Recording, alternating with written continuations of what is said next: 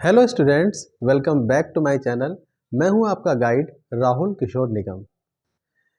Mathematics में जो basic concepts की सीरीज चल रही थी उसको हम आगे बढ़ाते हैं। सेट थ्योरी में हम आगे बढ़ते हैं। ये जो कंटेंट है ये जो क्लास 11th में सेट थ्योरी पढ़ाई जाती है उनके लिए भी है और जो टीचिंग से रिलेटेड कॉम्पिटिटिव एग्जामिनेशंस हैं उनके लिए भी फायदेमंद साबित होगा।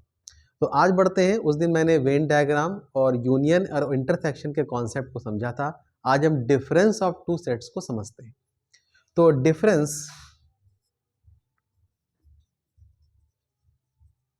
ऑफ टू सेट्स, जैसे डिफरेंस ऑफ टू सेट्स है, दो सेट्स में मानता हूं ए और बी, तो उनका जो डिफरेंस है वो किस तरीके से डिफाइंड होगा।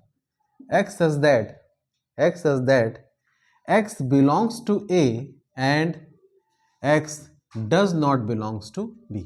This is the mathematical way to define it. इस तरीके से डिफाइन करते हैं कि ए डिफरेंस भी, इसको ए डिफरेंस भी बोलते हैं, is equal to set containing x such that x belongs to A and x does not belongs to B. अब इसका मतलब क्या है समझिए। जैसे मैं कहूं कि एक सेट ए में है, आपके एलिमेंट्स हैं 1 2 3 4 और सेट बी में एलिमेंट्स हैं 3 4 5 6।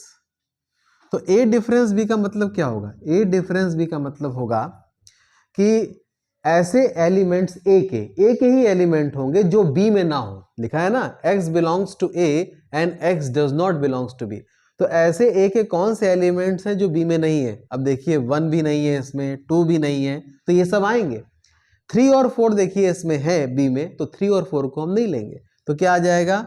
Set containing only 1 and 2। तो ये हो गया ए difference B.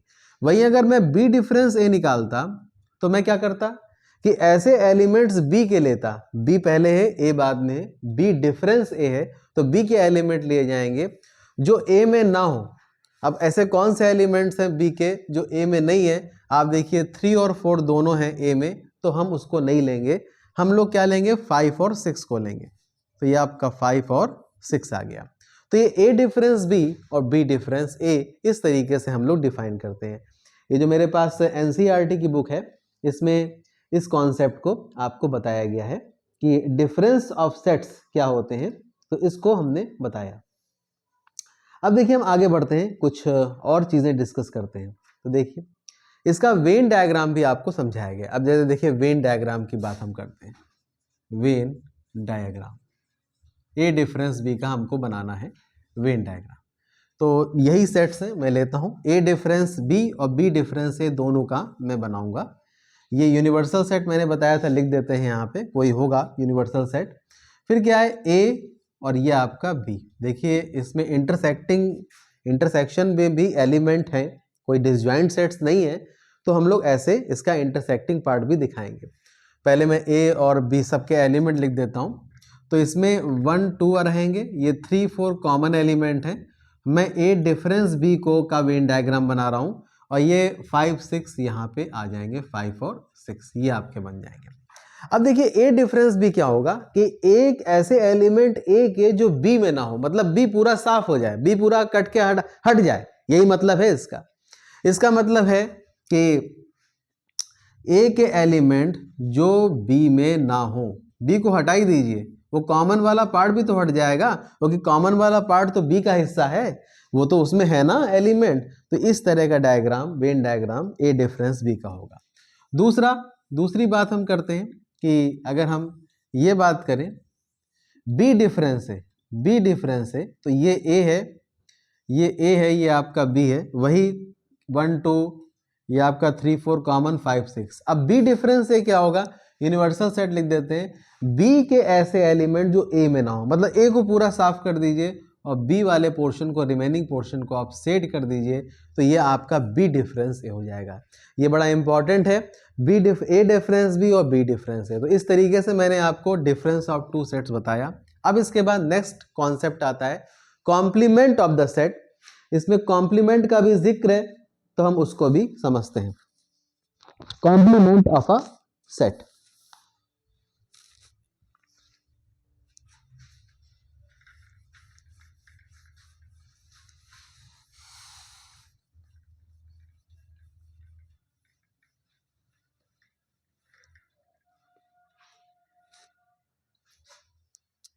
Complement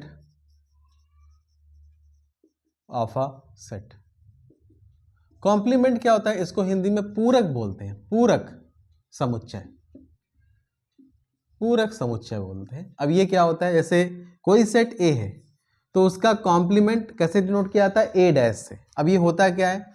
x such that, इसमें यूनिवर्सल सेट को देखा जाता है, x belongs to the universal set and x does not belongs to A. मतलब ए के कॉम्प्लीमेंट का मतलब है कि ए को छोड़ के बाकी सब, जैसे मैं कहूं कि एक सेट का वेन डायग्राम से आप समझिए इसको, जैसे एक सेट ए है, ये ए है, यूनिवर्सल सेट है, कोई यूनिवर्सल सेट है, उसके यूनिवर्सल सेट का ही सबसेट ही है सेट ए। तो ए डैश से क्या मतलब होगा? ए डैश का मतलब कि ए डैश में ऐसे एलिमेंट आएंगे जो यूनिवर्सल सेट का तो हिस्सा होंगे लेकिन ए का हिस्सा नहीं होंगे, मतलब ए को पूरी तरीके से हटा दिया जाएगा। इसका मतलब अगर इसका वेन डायग्राम में ए डैश का बनाऊं, यू डिफरेंस ए, जिसका मतलब है कि यूनिवर्सल सेट में हो लेकिन ए में ना हो। तो यूनिवर्सल सेट में तो ए के सारे एलिमेंट हैं, यूनिवर्सल सेट में ए के सारे एलिमेंट है, यूनिवर्सल सेट का सबसेट ही तो ए है, तो इसका मतलब ए पूरा पूरा साफ हो जाएगा।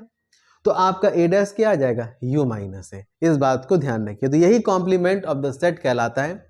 एक खास बात और कि अगर मैं देखूं तो देखिए, एक वेन डायग्राम आपको डिस्कस करता हूं, ये भी बड़ा इंपॉर्टेंट है जो बताने जा रहा हूं मैं।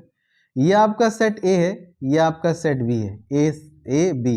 अब देखिए गौर से, देखिए अभी इसके पहले मैंने एक एग्जाम्पल लिया था, तो देखिए ये A union B, A union B क्या होता है? ए यूनियन बी का मतलब है कि पूरा cover, either x belongs to A और एक्स बिलोंग्स टू बी, पूरा पूरा कवरेज हो जाता है, ए और बी के सारे एलिमेंट आ जाते हैं और जो इंटरसेक्शन वाले एलिमेंट, कॉमन एलिमेंट, वो एक बार लिखे जाते हैं।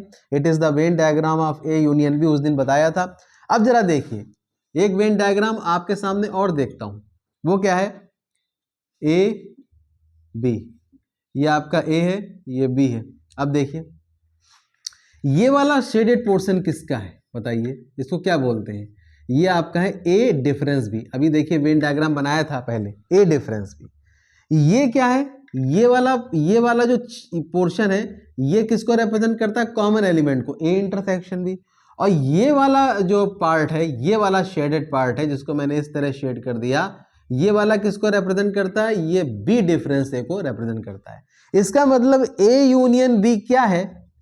ए यूनियन बी असल में A difference B union A intersection B union B difference A है, यही तो है। मतलब ए यूनियन बी को हम ऐसे भी लिख सकते हैं। तो आज मैंने आपको जो है वो डिफरेंस के बारे में और कॉम्प्लीमेंट के बारे में बताया।